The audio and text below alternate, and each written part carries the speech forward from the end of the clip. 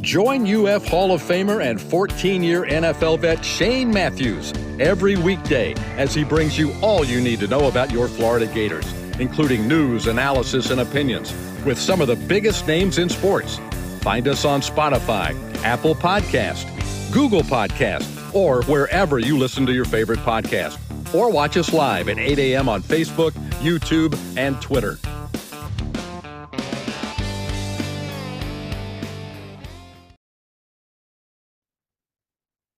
Good morning. It's a live edition of PodUp with Matthews in the morning from the Crime Prevention Security System Studios, large enough to serve you, small enough to care. We'll have Brent Beaird here in just a second.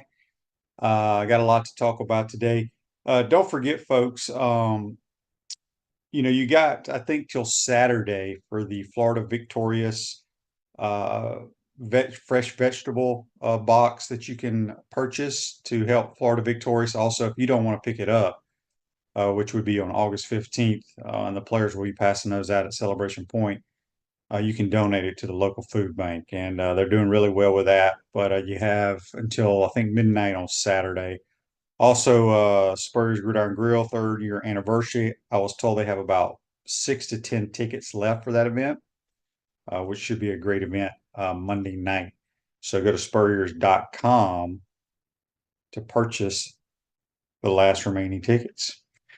While we say that, let's go to the Titan MR hotline, courtesy of Comfort Temp, and we go to our college football analyst, Heisman Trophy voter, who I'm sure he's already breaking down his Heisman frontrunners, Brent Beaird. Good morning, Brent. How you doing?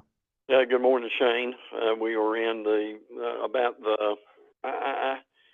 maybe getting toward the halfway point this weekend for a lot of teams with their fall camp. We will have a lot of scrimmages coming up this weekend, which will tell us I don't know if it tells us a lot, but it will tell us more than we know now. So that's something for our viewers and listeners to keep your eye on. Yeah, that is for sure. We need to send out a happy 89th birthday to Lee Corso. He turned 89 a few days ago. Brent, is he still planning to be on game day? I haven't heard. Let me say this. I haven't heard that he's not. And I think if he was not going to be on, they would have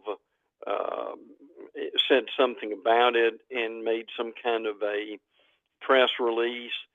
I mean, look, I think everybody loves Lee. They appreciate what Lee's doing. The really difficult question that they're going to have to answer is, can he continue to do it? Now, I wonder, Shane, if eventually, and Lee lives in Orlando, and I wonder if Lee might end up one day doing it, say, from his backyard, right, and doing the mascot head. I mean, he's famous for that, and that's a big part of the show. So it just kind of makes you wonder where that's going to go in the next few years. Yeah, there's no doubt about that. Let's go ahead and jump into it. The USA Today preseason coaches poll came out. Anything surprise you there? Well, I think Notre Dame may have been a bit high at 7. I'm still not sure that's a great football team by any stretch of the imagination. But and part of the problem is their starting left tackle, Charles Joshua, is out for the year. I believe he's got a torn pec muscle, which that would just have to be incredibly painful. So that certainly hurts them. Look, I probably have more confidence in Utah at 13 than I do at Notre Dame at 7. But again, the thing we remember here is in the preseason coaches poll, this is basically what the sports information directors wrote, and the coach signed off on it, or maybe he made an adjustment or two. But we'll have the AP poll coming out fairly soon over the next few days. But and to this is a lot of what we saw in the preseason magazines too. Yeah, I'll be honest with you, because I know a lot of the coaches in the past. They just basically just jot down whatever the other people put on these Sure. polls. There's not a whole lot That's of it. thought that goes into these, Oh, trust me. no, not at all. Andy's question, and I'm sure you'll talk about this later. His question was about the running back that tore his ACL for Texas. How will that Yes. affect them? Well, it should affect them greatly. Now, look, it's not like they don't have other players, but the problem is that C.J. Baxter is one of the better running backs in the league and, frankly, in the country. So, and he's out with a torn ACL and a PCL. Now, I'm not a surgeon, but ACL and PCL tearing at one time is something you don't hear that often. So that's a real issue for them. And again, they've got some good backs, but he was special, and they really thought he was special. So now again, since we're on to Texas, they've got to fix their pass defense. That was an issue, but they got several guys in the portal. Andrew McCubba from Clemson, San Jose State, they got Javion Cole, so that may be able to help them too. But they, as good as they were last year, they still struggle with in their secondary, so that's a real priority for them. But that's certainly a good question, because this guy is really going to be missed. I was thinking because a couple of my Mississippi State buddies have been texting me about Ole Miss and their schedule, and they think Ole Miss is a good team, but they look at last year. Ole Miss didn't beat anybody that they weren't supposed to beat, and I didn't look at Texas' schedule last year, Brent. We know they had a great year, but it was the Big 12. Yeah. I'm just curious, between Texas and Ole Miss, everybody has a lot of love for them. But is Ole Miss going to be able to beat the teams to get them over the hump? And can Texas survive the SEC week in and week out? So those two, I don't know why I just thought of that, but I don't know how good both of those teams are, but we'll find out. Yeah, real quick, Ole Miss schedule helps them immensely. Now they've got Furman, Middle Tennessee. They've got a interesting game at Wake Forest, Georgia Southern, Kentucky, South Carolina, and it is October the 12th. Now Kentucky will give them some issues, but it's really until October the 12th when they go to LSU that they really play a game on the road. So that will certainly give them time to get things together. And they've got, and this is kind of what you're saying, Kentucky, South Carolina, LSU, Oklahoma, Arkansas, Georgia, and Florida in a row. So will they be able to navigate that and come out of that without a whole lot of issues? So, and again, the thing with Texas is they've got an early game at Michigan. Then you've got the Oklahoma game. The week after, they played Georgia. 2 weeks after that, they played Florida. So, Shane, to your point, that meat grinder gets to you after a while, does it not? And will Texas go through that? Yeah, it's going to be interesting to see. Brandon's question on Facebook Live, brought to you by Mel Law. You may have touched on this in prior shows, so if you have, disregard, but did you see the Anthony Richardson interview and his comments on his time at UF? I did not see that. Maybe somebody can fill me in. Did not see it at all. Did you see that, Brent? Do you know what he's referring to? Yeah, I do. I mean, he was basically talking about he didn't think that he got a real fair shake at Florida. Look, a lot of this is I mean, Anthony struggled. He had injuries. There's no question about that. But, I mean, we both know that the real problem there was that there were a lot of times he just wasn't accurate. So, I mean, that's the real issue to me. Well, and I think Anthony is a unique talent, as we all know, but Yes. When you have a losing record in high school and you have a losing record in college, uh, I mean, that says something. We'll Sure. see what happens with the Colts. I wish him a lot of luck, but yeah, Yeah, I don't know if he absolutely. wasn't used right. I mean, there were times when he had zone read called and he handed it off and he could have run for 20 yards. Yeah. I mean, you know, the, what it is what it is. Like I said, I hope he does well with the Colts. Time will tell. Michigan, fill us in. What the hell's going on with Michigan?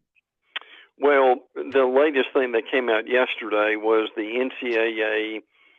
Really, they were going to get a piece of Jim Harbaugh one time or another, even if he was there or even if he left. Now, obviously, he left. So this is what's interesting about this. They gave him a 4-year show cause. But the thing that also would be if he came back to coach in the college ranks, he would actually have to sit out a year. He got a 1-year suspension. Now, this was not for the Connor Stallion situation. This was for what they did during COVID, and that they, according to the NCAA, they did a lot of things during the COVID year that they were not allowed to do. So, and that's the punishment that is coming down from the NCAA. The Connor Stallion stuff has not even been dealt with yet. I mean, that they've got a notice of allegations that they got a few days ago. Sharon Moore, their head coach, who was the interim, I mean, he could face some sanctions too because Sharon Moore was involved with this, with the Stallion incident. It's as far as stealing signs. Now, basically, that whole staff, or a lot of that whole staff, was involved in this. So we'll see where they go and how the NCAA treats this. But we won't hear any finality, I don't think, on this Connor Stallions sign stealing thing until, I mean, Shane, you and I may be talking this time next year, and they won't have a decision on that yet. Yeah, is anything going to happen to like Central Michigan? I remember there were all those pictures of him Good on point. Jim McElwain's sideline. Mm-hmm. I wonder if anything happens to Central Michigan for allowing him down there. Good point. That's been brought up this week too as a question, and we don't know that yet. But I'm glad you brought that up because that's worth mentioning. That McElwain. I mean, how much do you know, and how much was he involved in that? And that's something we'll just have to wait and see. But that has come up this week. Yeah. Before we get into SEC stuff, Ohio State, obviously, they hit the portal very, very hard. We all know how much money supposedly they spent on all their players. Do we have a starting quarterback there yet? Well, it looks like at this point, Will Howard is kind of the leader. Now he's trying to hold off Devin Brown, too. Now, Julian Singh, the freshman at Alabama, is also up there. I'm not sure he's ready to play. I know they're impressed with him, but it looks like at this point, Kansas State transfer Will Howard is ahead. Nothing's been announced, and it probably won't be until closer to the beginning of the season. But really kind of where this is coming from is Howard's taking a lot of snaps with the first team, and that's what the media sees. So that is their assumption that that's what it's going to be. Yards per play allowed in the last 10 years in college football. It's somewhat amazing to me how many times Iowa is listed here. It is, isn't it? I mean, why hasn't anyone tried to hire away their defensive coordinator? Well, I think they've tried, but that is, but I mean that staff is happy together. Kirk Prince has been there forever, and again defensively, Iowa is incredible. Now, Kirk Prince's son won't be there anymore, which is good for all of them. Frankly, they needed a break for him, and vice versa. So we'll see how they do. But I mean, in 23, Shane, that's pretty amazing, isn't it? Yards per play allowed 3.85. I mean, that's incredible, frankly. Now, one reason people were so high on the Tennessee's quarterback, Nico Lamaliva, is because he played well in the bowl game against Iowa's defense. So that gave, and again, that's a small sample size, but he did. So that's going to be interesting to see how he does and to see how they do again this year. But you're right about that. This was a lot of Iowa, Georgia, Clemson, Alabama, and Wisconsin made it 1 year too. But this is a pretty important stat in yards per play allowed over the last 10 years. And Shane's right, Iowa's name came up more than anybody.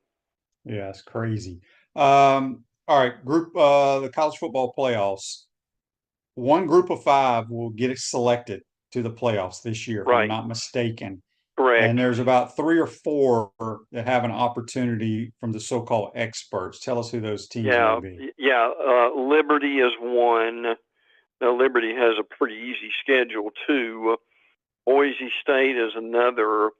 The team I think is going to make it is Memphis.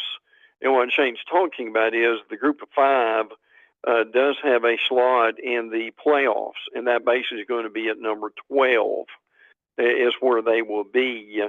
But I will tell you now that Memphis at Florida State game in September, that game bears watching. That's going to be one of the better teams early on that Florida State's going to be playing. So your favorites at this point would be Liberty and Memphis, Boise State. Now, UTSA has been mentioned a little bit as a possibility. They play Tennessee, which would be interesting. But at least for now, the group of 5 have got a place in the playoffs, and hopefully they'll be able to keep it. Yeah, it's going to be interesting to see what happens there. Another crazy note here: the SEC only returns one of its top 8 leading rushers this year. That's amazing, isn't it? Frankly, Jarquez Hunter was the one. Now, Montreal Johnson was number 9 on this list. But sometimes you just have one of those years where you lose a lot of your skill position players, and that's what happened this year with these guys running out of eligibility or them going on to the NFL, or going somewhere else. But yes, that's interesting, and Hunter's a good running back at Auburn, and they think they've got a good running back room this year. Yeah, for sure. All right, 2 things for the SEC before we move into team by team. We don't have a tiebreaker yet to decide who plays in Atlanta, which it could come down to this year. Yeah. When do you think that will come about? The second thing is, there's a lot of talk now that they're going to have mandatory injury reports. Is that definitely going to happen?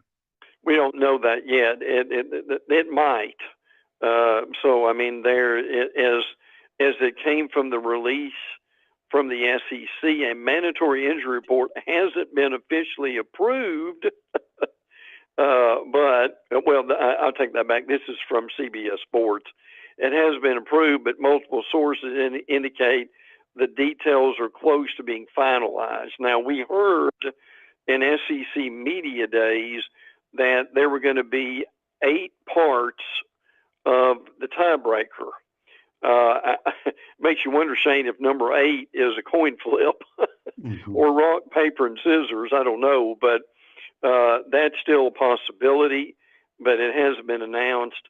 And no, we don't have still waiting on tiebreakers, still waiting on word from the mandatory injury reports.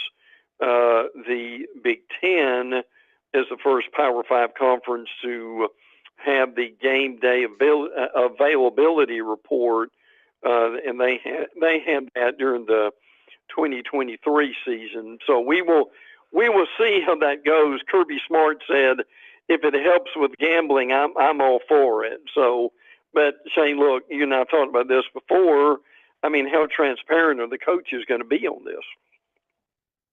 Very true. Yeah, who knows? Silverback Concrete builds firm foundations for generations. You stand on it, we stand by it. We got our college football analyst and Heisman Trophy voter Brent Beaird on the Titan More Hotline, courtesy of Comfort Temp. Clint has a question on YouTube brought to you by Quality Plumbing. Shane, will you ask Brent if he thinks Carson Beck will be the first QB taken in this year's draft? I have a bet with my buddy that thinks he will be, but I believe Quinn Ewers will be. Well, there's a lot of speculation that Carson Beck could win the Heisman Trophy and he could be the first player taken. I'm interested in your take on that too, by the way. I don't know yet. I mean, Beck's played really well. I think he's got a pretty good cast around him. Now, Ra Thomas is not going to be one of them because he's been suspended. But look, they've got receivers, so I think he will be fine. And a lot of this will be now Georgia's got a much tougher schedule this year than they did last year. And Carson played most of the games. He played all the games, but did he play all 4 quarters? No, because they took him out after the score was lopsided. So that might have something to do with it again. But look, if you're betting, I can't really tell you which one to put money on with that one because they're both really good. And the other thing is Texas wide receiver group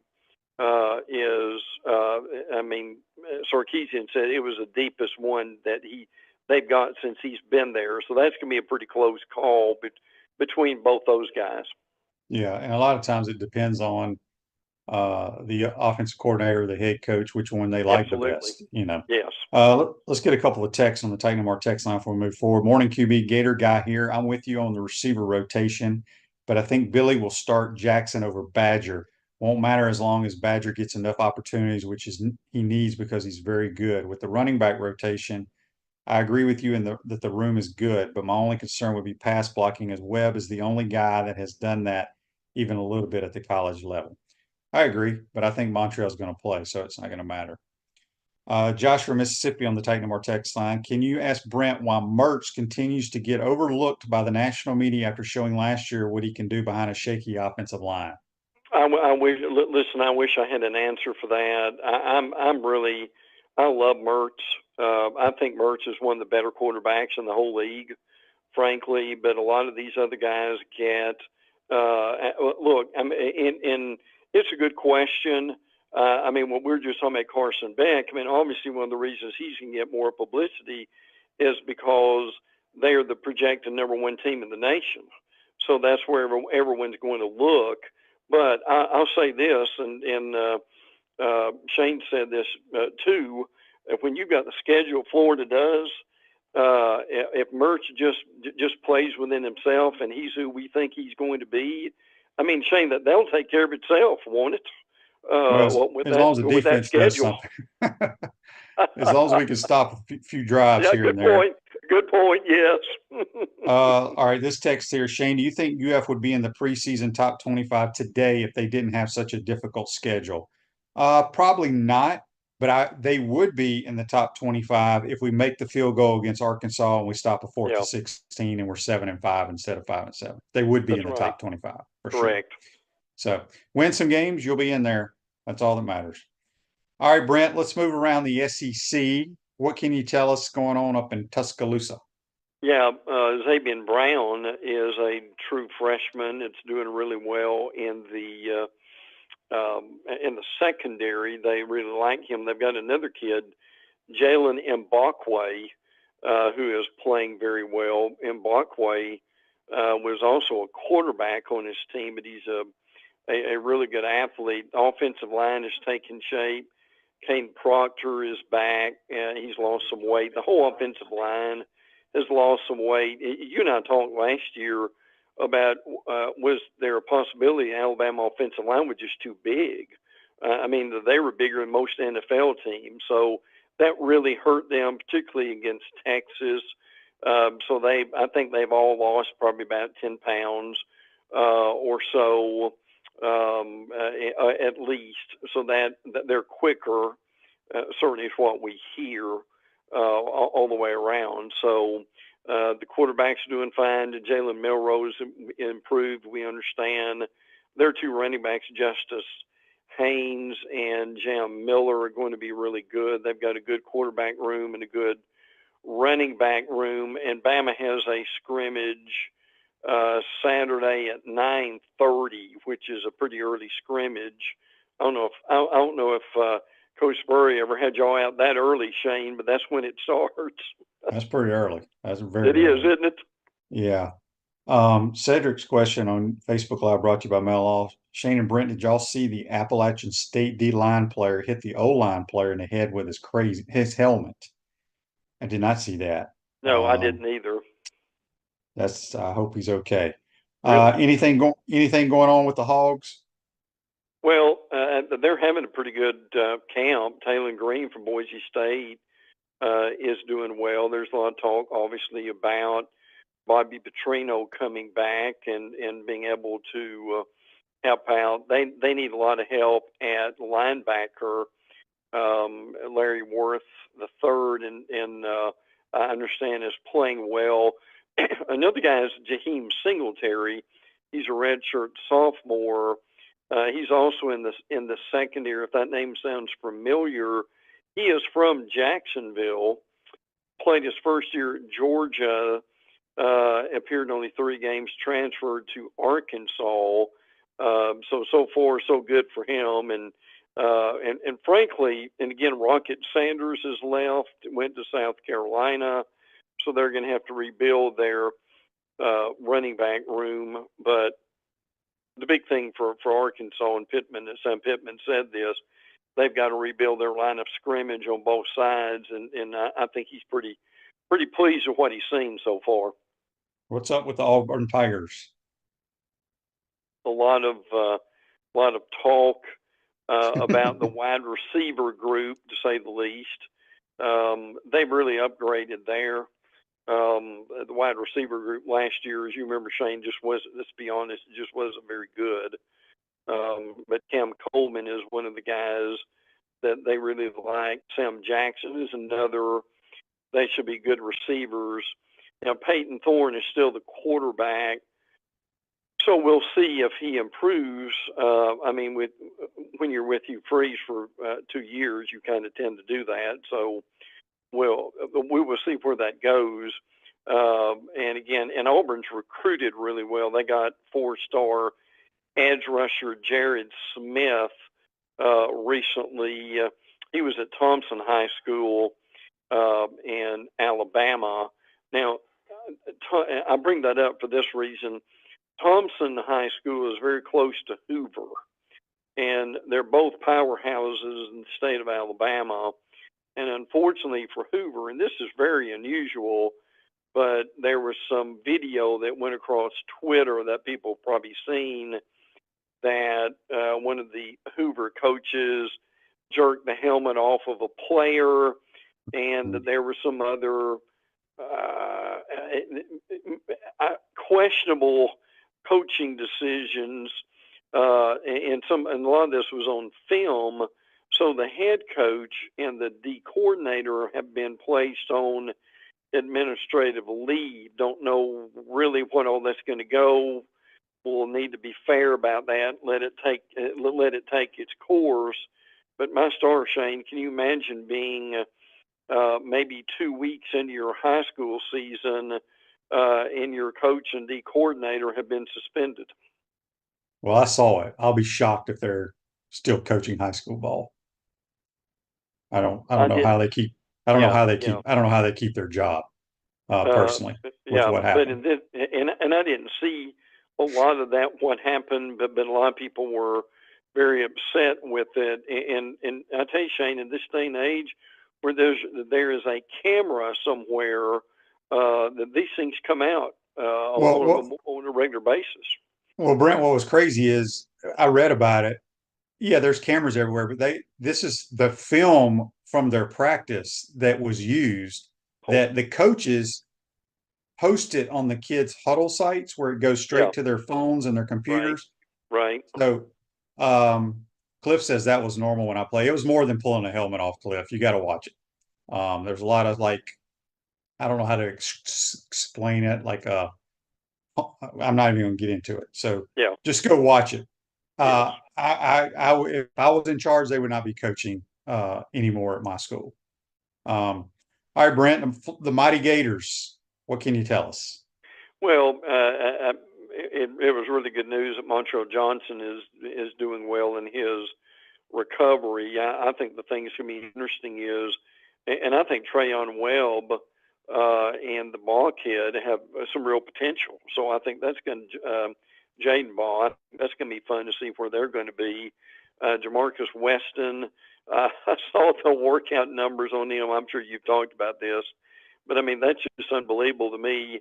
What these guys can 525 squat, 605 power clean, and so forth. Around a 4.4, 22 miles an hour.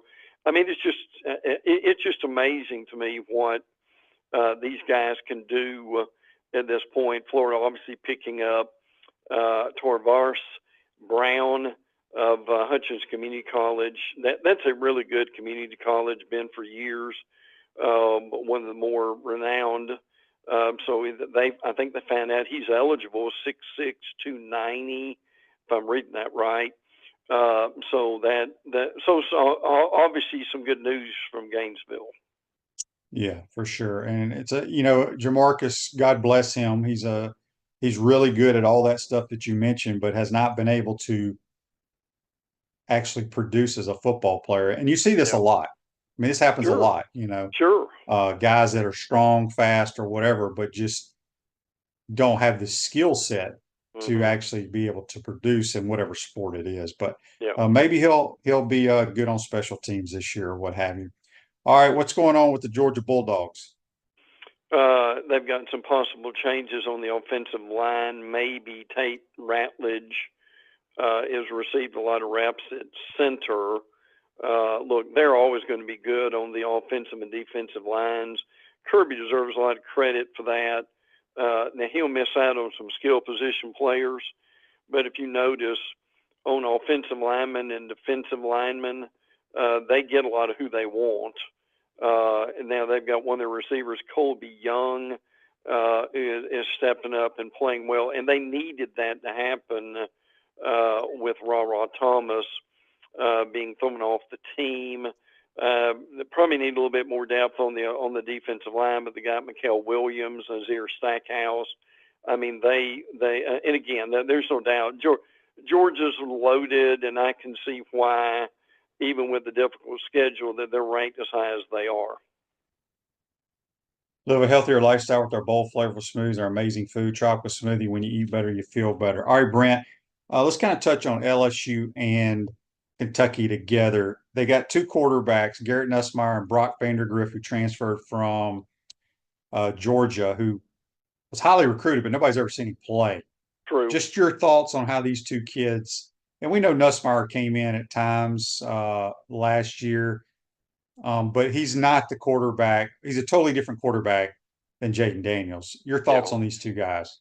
Yeah, and I think Nussmeier just simply has probably better receivers. That doesn't mean Kentucky doesn't. I mean, Barry and Brown at Kentucky is one of the better receivers, return men anywhere. But the bottom line is Garrett Nussmeier just has more experience. He's had to play in some games for one reason or another. So that's a real plus for him. But I am excited to see what Vandergriff's going to be able to do. I mean, he's had 3 years basically in a good program or one of the best programs anywhere. So that's going to be fun to see how both of them develop. I think Kentucky's defense is probably going to be better than LSU's defense. LSU got, again, all the Bo Davis, Corey Raymond, Blake Baker from Missouri, and they'll eventually be much better. But you could probably make the argument that right now that Kentucky would have the better defense. So a lot of those things to take into consideration. Missouri, we all know about their schedule. They had a great year last year. They won so many close games, and good for them. I did not realize this, that Missouri had more players drafted last year on defense than the Georgia Bulldogs did. And Yeah. they lost their top two defensive coaches to LSU. Hmm. Can Missouri's defense rebound from that? That's a great question, and that's probably going to be the question of the year, frankly. So I mean, they've had some talk about Torino Pride Jr. And William Winier to be able to help them back in the on defense. Blake Baker, as we just said, went to LSU. So I'll tell you, I give Eli a lot of credit. I mean, Eli Drinkwith has done a really good job with this team. And now, as we've talked about, and people need to look at Ole Miss's schedule and Missouri's schedule, they both have a relatively easy schedule. They'll skate through September without a whole lot of issues. But your question's a good one. That's probably going to determine their season, because Brady Cook comes back, Luther Burden comes back, and wide receiver. They'll be really good offensively, but will they be good defensively? Andy's question for you, Brent, on Facebook Live, brought to you by Mellon Law. What's your take on Pitbull's $6 million stadium sponsorship at FIU? Yeah, I thought that was interesting. I mean, that worked out to be a really good deal for the school to be able to do that. And I mean, Shane, do you think we'll see more of that? Frankly, guys like Pitbull, and look, I mean, I can't tell you a whole lot about his music. I know he's a superstar, but he's also a good businessman, obviously, and has done quite well for himself. So, and I did also get a little chuckle that whatever vodka that he is sponsoring is going to be sold there too. So that's a very interesting deal, and again, I'll be interested to see if others step up and do something similar. What's interesting is, why didn't he not approach the Miami Hurricanes over FIU? Well, that's a good point. So, because we mentioned him the other day on the program. He's from Cuba, I guess. So, maybe he loves the Panthers of FIU. I don't really know. Yeah, could be. But good for them. All right, Brent. South Carolina. I don't know what to make of South Carolina this year. I think they're kind of flying under the radar. I don't think they're very good. Yeah. Your thoughts on the Gamecocks? Well, I mean, I'm with you on that. I mean, this is a pivotal year, and I'm not saying Shane Beamer is going to be fired, but if they don't do well, that there could be some issues. I mean, they started off well. Unfortunately, Gator fans remember losing to them in November when they beat Florida, Tennessee, and Clemson, and that certainly gave Beamer a lot of credit for that. I don't know how their quarterback's going to be. They like Lenore Sellers.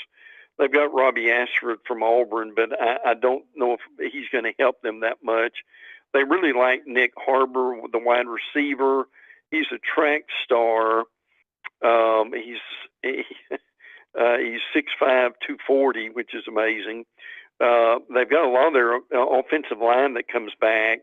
But to me, the thing with them is they need Rocket Sanders. Yes, that Rocket Sanders from Arkansas to be healthy and play well for them. And they need their defense to step up and play better too. So all in all, and look, they're going to have early opportunities. I mean, they've got Kentucky and LSU in September. They've got Ole Miss and Alabama back to back, and Oklahoma. So I mean, I think the schedule gets to them after a while at that point. So and they've got a few players. They need a lot more. They've got we mentioned Nick Harbor a few minutes ago. They've also got a real good athlete in Nick Emma Worry, 6'3", 227. 42-inch vertical leap type stuff. But again, as Shane said, the guys who do well in these tests and have all the variables, how good a football player are they? Mm-hmm. Braun on YouTube, brought to you by Quality Plum, says Pitbull's Cuban, but went to high school at Coral Park, which is near FIU. And then Greg, FIU's not paying Pitbull $6 million. Pitbull's giving them $6 million. Yes. So, all right, Brent, real quick, the Vols, they lost one of their starters on defense for the year. He's out for the year. I don't know if it's a knee or an ankle or what have you. Yeah, Jordan Thomas is who Shane's talking about. He's a junior defensive back. They thought that he would be a starter this year. So, I mean, that's a blow. I mean, they've got some guys like Boo Carter and Christian Harrison, a freshman and a sophomore, that they think will come in and do well. Brew McCoy, one of their better wide receivers from Southern Cal, is coming back from an ankle injury. So they're treating him rather gently, frankly, and easing him back. So, but he should be able to play also. So I think they're having a pretty good camp so far. But there's already a lot of attention on the Tennessee going to Oklahoma, obviously with Josh Heupel with his ties at Oklahoma. And you know, he's trying to downplay that, but that's going to be a big deal that week. Yeah. Give us some nuggets, Brent. Yeah, Texas A&M also, they've lost some of their receivers, including Evan Stewart. Hopefully they're working on that. Connor Weigman, we think, is going to be the quarterback. They also had Jabari Barber, who had foot surgery this spring, so we're not really sure overall when he is coming back. So that's going to be interesting to see. Oklahoma, as we mentioned, is working on their offensive line. They've had to replace their whole offensive line, which is really unusual. But that, unfortunately, is what they've had to be able to do during that time too. So. And I think Mississippi State's having a pretty good camp. They like Levy in what he's doing. Unfortunately, Gabe Moore, one of their defensive linemen, is going to be out for the year. We don't really know why, but he posted that he is, unfortunately for health reasons, that he's going to be out. So, fortunately, at this point, we've had few injuries in the SEC, and Shane, I hope we can keep that up. Yeah. Let's touch on Florida State real quick, and maybe Miami and Clemson. We all know Florida State plays in week 0 or whatever. Yeah. I don't know why I think this, but, you know, Georgia Tech played really well late in the year with Haynes King at quarterback. I don't think this is just a walkover for Florida State. This Georgia Tech team can give them some problems. I think people are realizing that. I mean, Georgia Tech beat Miami. Now, obviously, Miami gift-wrapped it to them last year when they, instead of taking a knee, they continued to run the ball. But I agree with you. Jamal Haynes is a guy they really like at running back. Last 6 games, he had 600 yards, so it doesn't take long to do the math with that one. Florida State is actually here. Today they're practicing they were practicing at UNF, University of North Florida, but because their fields are wet, they actually went to the Jaguars indoor practice facility, which is basically where they are right now as we speak. So Elijah Moore had a really good day on Monday. Their wide receiver, they really like him. Edwin Joseph at cornerback had 3 picks in practice, so that he had a good job with that.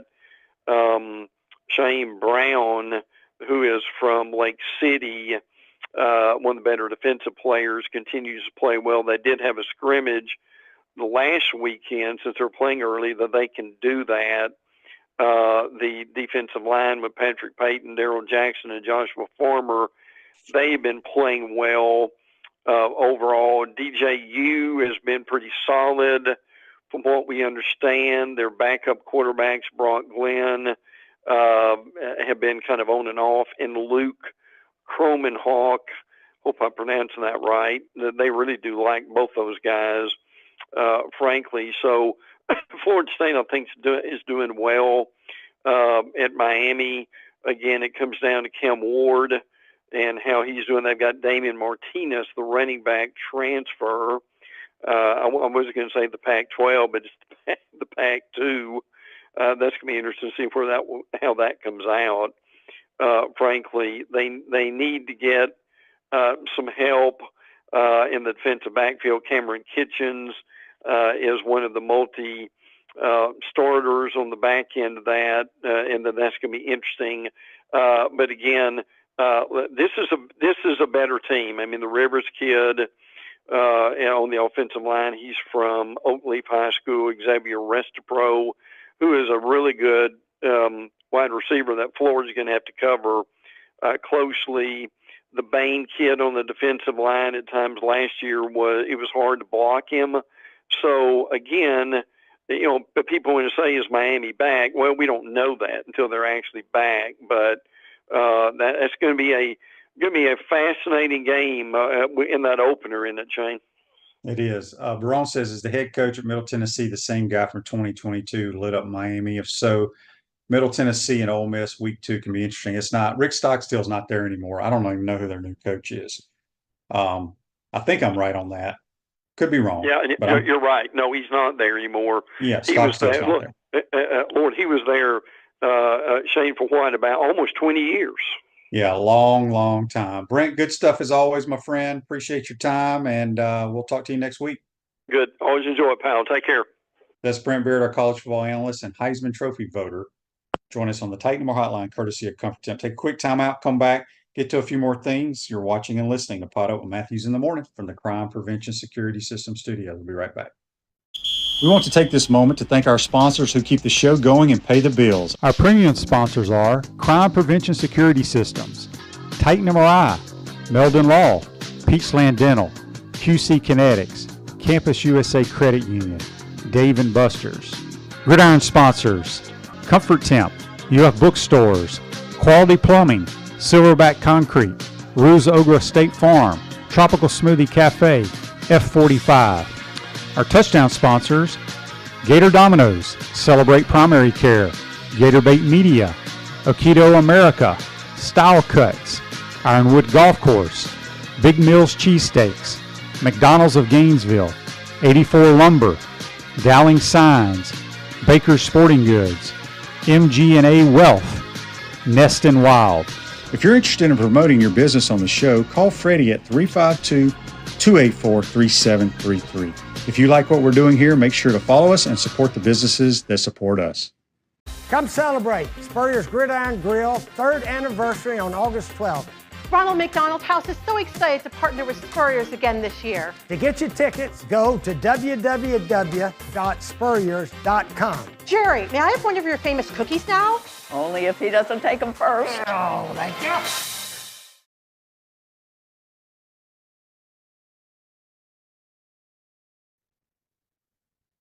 Welcome back to the Crime Prevention Security System Studios, large enough to serve you, small enough to care. Ruzover State Farm offers a team of dedicated insurance professionals ready to help life go right with the right insurance options for you and your family.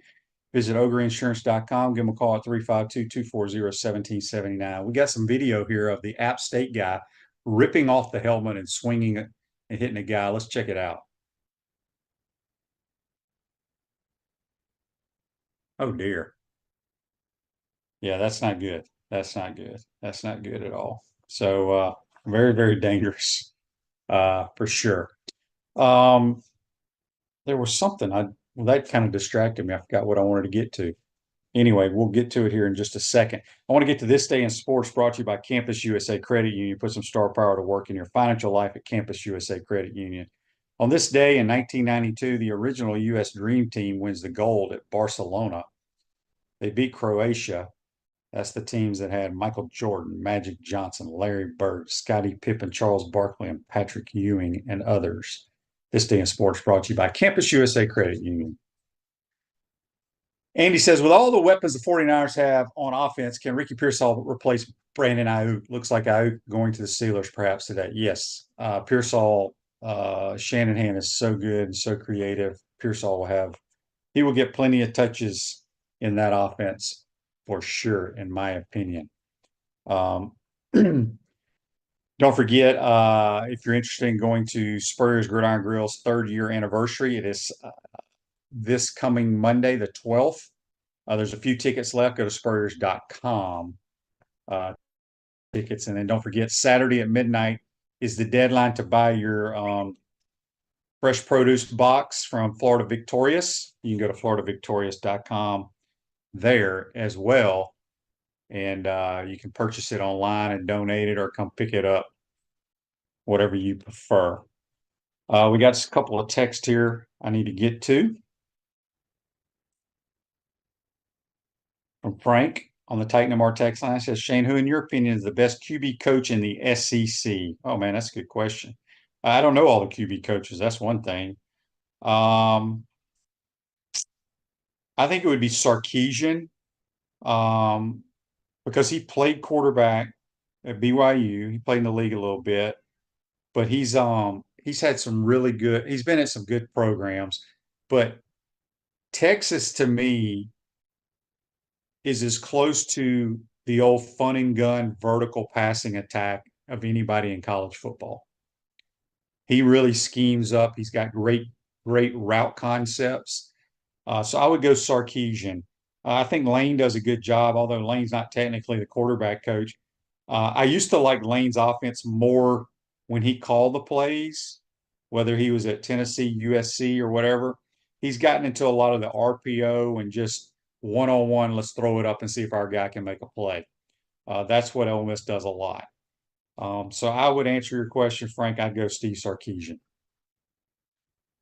But I don't know who a lot of the other quarterback coaches are in the country.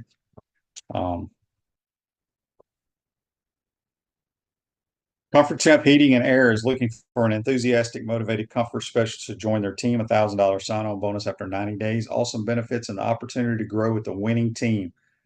Apply today at comforttemp.com. Comfort Temp Heating and Air. Comfort is our business. Peace of mind is our promise. Gators are scrimmaging this Saturday in the swamp. It's not open to the public that I'm aware of, but they practice today and a little bit tomorrow, but a scrimmage on Saturday. I don't know what kind of, it's definitely going to be a control scrimmage, but I don't know what all is going to, I may try to go out there if I'm not playing golf. Golf's more important right now. Florida Victorious joined today to help make Florida victorious. We appreciate them joining the program as a sponsor as well. Dan says on Facebook Live, brought to you by Mel, Anna Hall in the heptathlon today, and Grant Holloway going for gold. Well, Grant, his semifinals and stuff weren't even close. These guys weren't even in sight. So, yeah, we'll be here tomorrow with JC. We got a couple other special guests we're waiting to get confirmation on. We got our Peachland Dental golf picks. We'll recap day one, how those guys did today on tomorrow's program. Have a great day, folks. We'll see you same place, same time tomorrow. Take care.